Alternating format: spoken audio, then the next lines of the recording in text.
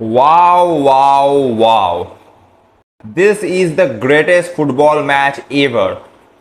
মানে নিঃসন্দেহে যদি কেউ বলে এটা গ্রেটেস্ট ফুটবল ম্যাচ এভার, আমার মনে হয় না বেশি কারোর এতে কোনো এগেনস্টে বলার মতো কিছু থাকবে। কারণ ভাই সাহাব, কি দারুণ করে ফুটবল ম্যাচ আমরা দেখলাম, পুরো entertaining football match, end to end stuff. এক সময় মনে হচ্ছিল যেন আমরা বাস্কেটবল দেখছি। এটা ফুটবল ম্যাচ নয়, এটা বাস্কেটবল আমরা দেখছি।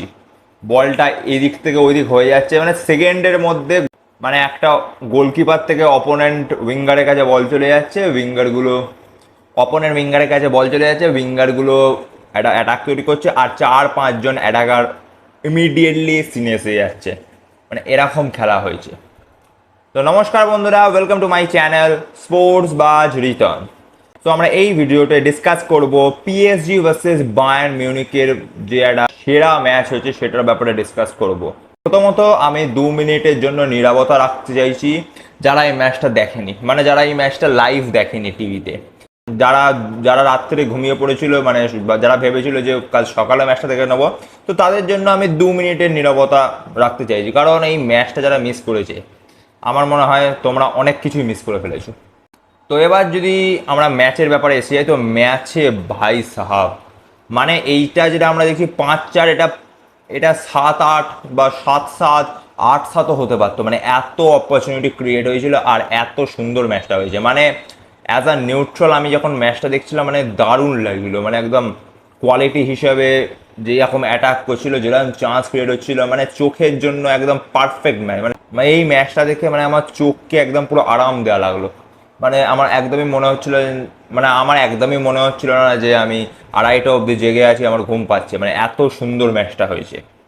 তো প্রথমেই যদি কথা বলি, তো প্রথম 15 মিনিট, যে প্রথম হাফটা, যেটা বলে প্রথম কোয়ার্টারটা, ওখানে বায়ার্ন মিউনিখ ডমিনেট করছিল। যেখানে বায়ার্ন মিউনিখ 2-1টা চান্স বানিয়েছিল, বলটা ওদের কাছেই ছিল।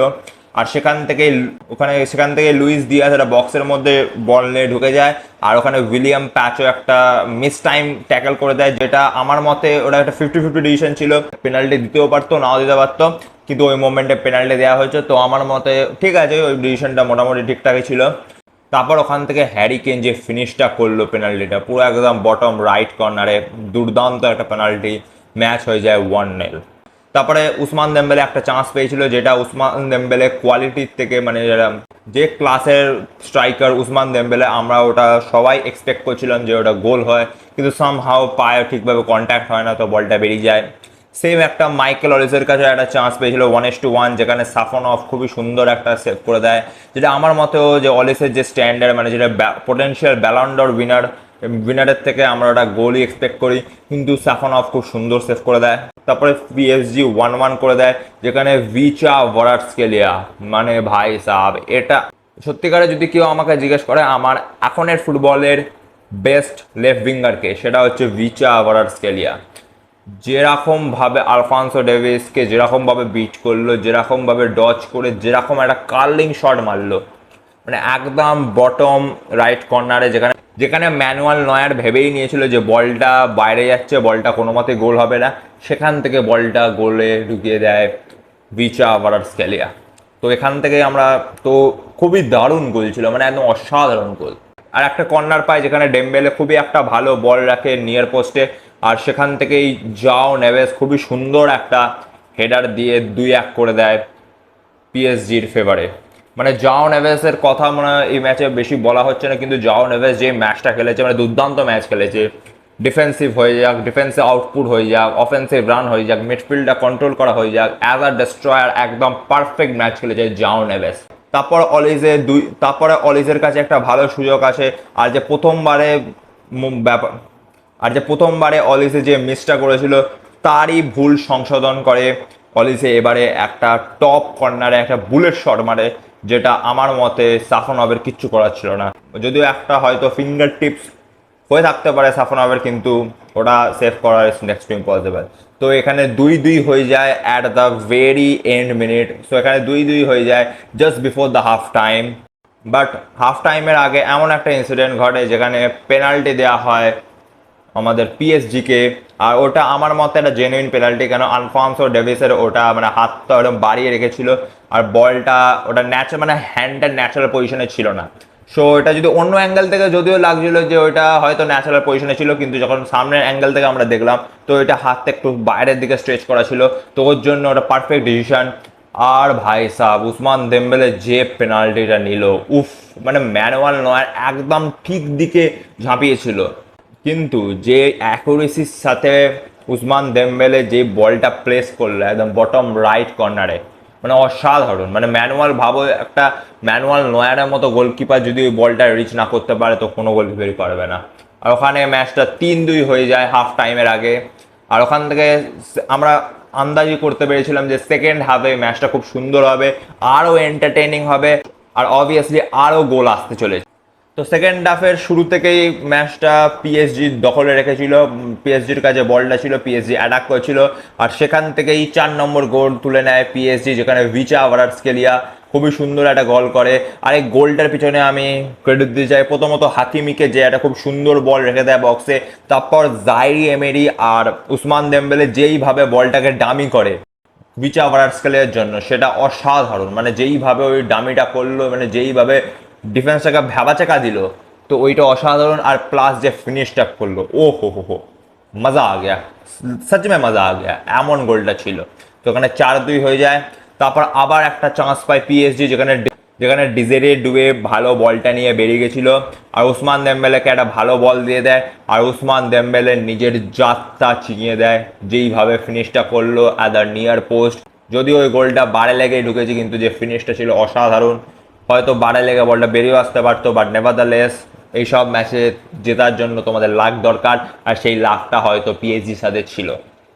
তারপর আমরা সবাই ভেবেছিলাম যে ম্যাচটা 5-2 হয়ে গেছে, যেরকম চেলসির সাথে হয়েছিল 5-2 হয়ে গেছে, এই ম্যাচটা হয়তো বায়ার্ন এখান থেকে ছেড়ে, মানে ডিফেন্সিভে চলে যাবে, মানে এখান থেকে বায়ার্ন হয়তো সিট ব্যাক করে যাবে এবং মানে গোল আর খাবে না, মানে এখানে 5-2-তে শেষ করতে চাইবে। বাট না, এটা বায়ার্ন মিউনিখ, এটা জার্মান মেন্টালিটি, যেটা বলে এটা নাজি মেন্টালিটি, সেটা বায়ার্ন মিউনিখ আজকের ম্যাচে ওটা পরিচয় দেয়।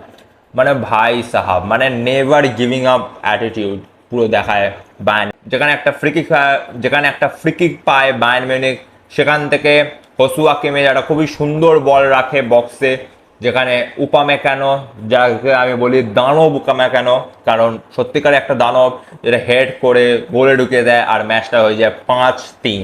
তারপরে ওখানে আমার মনে হলো যে ম্যাচটা হয়তো এখান থেকে ইন্টারেস্টিং হতে পারে, পিএসজি একটা গোল মারতে পারে, বাট ওখানেই একটা ভালো লং বল আসে, আর যেখানে লুচো মানে লুইস দিয়াজ খুবই ভালো বলটা কন্ট্রোলে লাগে।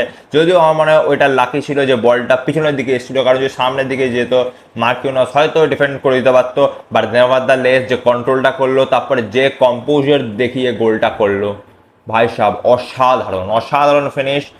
আর যার মানে ম্যাচটা হয়ে যায় 5-4। হ্যাঁ ঠিক শুনেছ, 5-4, মানে ভাবা যায় 5-2 থেকে 5-4। আর তারপর আমার মনে হচ্ছিল যেন ম্যাচটা 5-5 হতে পারে, পিএসজি ম্যাচটা বার করে নেয়।